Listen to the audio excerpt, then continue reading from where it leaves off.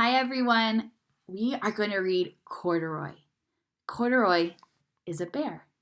And this book is a very famous book and has been around for a very, very long time. So I bet your moms and dads know the story, and I even bet some of your grandmas and grandpas know the story. It is a very old story, and it is by the author Don Freeman. Let's find out what happens to the bear Corduroy.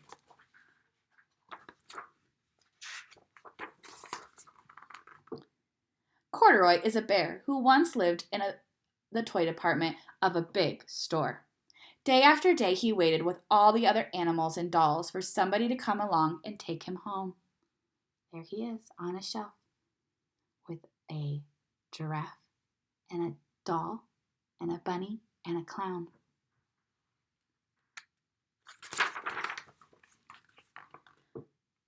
The store was always filled with shoppers, buying all sorts of things. But no one ever seemed to want a small bear in green overalls. Then one morning a little girl stopped and looked straight into Corduroy's bright eyes. "Oh, Mommy," she said, "look, there's the very bear I've always wanted." "Not today, dear," her mother sighed. "I've spent too much already. Besides, he doesn't look new. He's lost the button to one of his shoulder straps." "Oh, I see it too. He has one button on this side, but no button over there. I wonder what happened to his button." Corduroy watched them sadly as they walked away. "I didn't know I'd lost a button," he said to himself.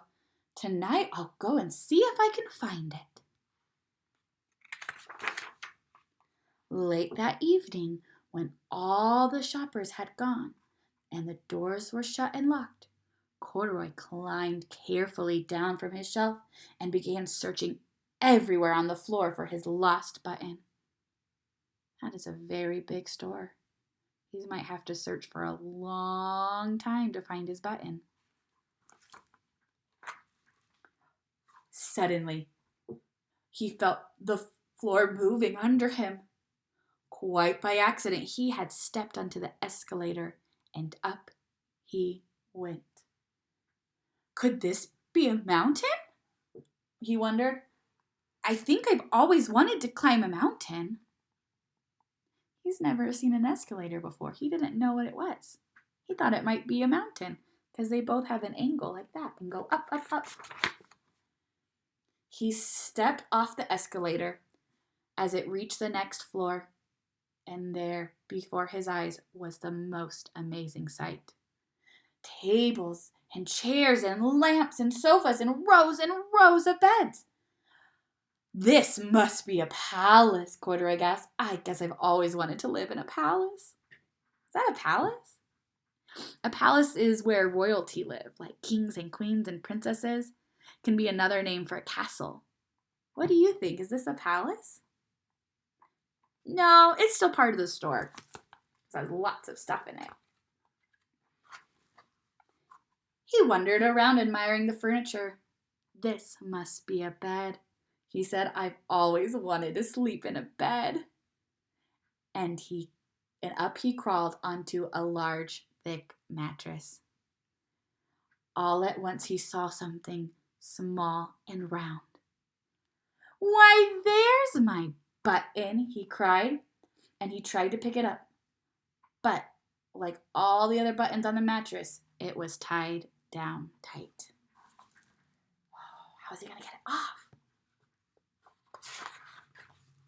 He yanked and he pulled with both paws until pop! Off came the button, and off the mattress Corduroy toppled. Bang! Into a tall floor lip, and over it fell with a crash.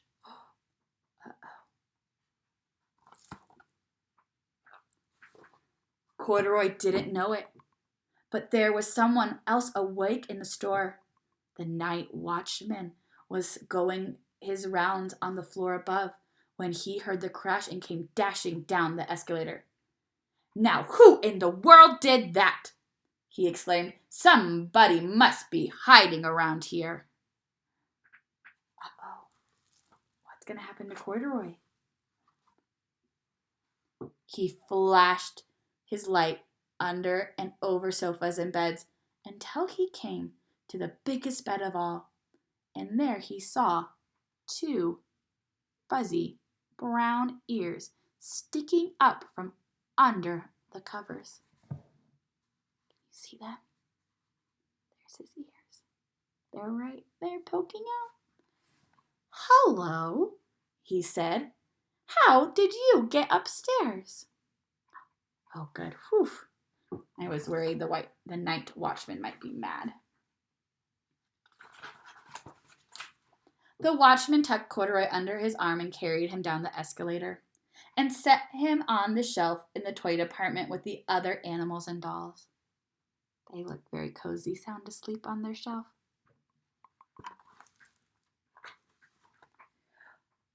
Corduroy was just waking up when the first customer came into the store in the morning. And there, looking at him with a wide, warm smile, was the same little girl he had seen only the day before. "I'm Lisa," she said, "and you're going to be my very own bear. Last night I counted what I saved in my piggy bank, and my mother said I could bring you home." Yay, Corduroy gets to go home with that girl even though he's missing a button. How exciting for Corduroy. "Shall I put him in a box for you?" the sales lady asked. "Oh, no, thank you," Lisa answered, and she carried Corduroy home in her arms. She ran all the way up 4 flights of stairs into her family's apartment and straight to her own room. She's so excited she has Corduroy. Corduroy blinked. There was a chair and a chest of drawers, and alongside a girl-sized bed stood a little bed, just the right size for him. Can you see it? There's his little bed right there next to her bed. The room was small, nothing like the enormous palace in the department store. "This must be home," he said. I know. I always wanted a home." Lisa sat down with Corduroy on her lap and began to sew a button on his overalls. I like you the way you are," she said, "but you'll be more comfortable with your shoulder strap fastened." She fixed his shoulder strap on his overalls. She gave him a new button.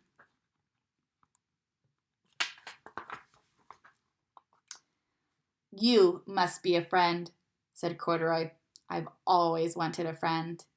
"Me too," said Lisa, and gave him a big hug. Oh, having a stuffed animal that you love so much can be so nice because you can hold them and give them hugs and snuggle, and you can talk to them. You might have a favorite stuffed animal that you're going to do that with. Give them some snuggles and talk with them. All right, thanks for listening to the story with me. Bye.